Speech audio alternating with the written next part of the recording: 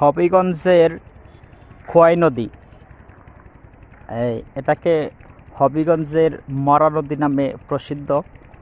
একসময় হবিগঞ্জের যে খোয়াই নদী এই দিকে ছিল, তো এখন অনেক দূরে এক শহরে এক সাইডে চলে গেছে আর কি নদী। দেখতেছেন খোয়াই নদী, আমার বয়সেই প্রথম দেখলাম খোয়াই নদীর পানি শুকানো হইতেছে।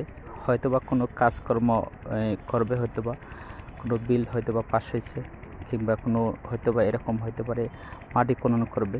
তো দেখতেছেন হবিগঞ্জের খোয়াই নদী, এই দৃশ্য মনে হয় আপনিও প্রথম দেখছেন যে হবিগঞ্জের খোয়াই নদী পানি শুকানো হচ্ছে।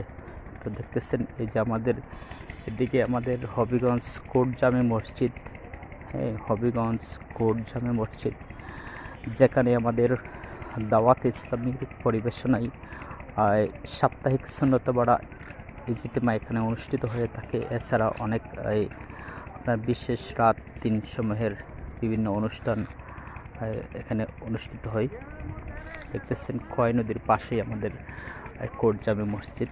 তো খোয়াই নদীর এমন দৃশ্য আমি জীবনে প্রথম দেখলাম যে খোয়াই নদীর পানি শুকানো হচ্ছে।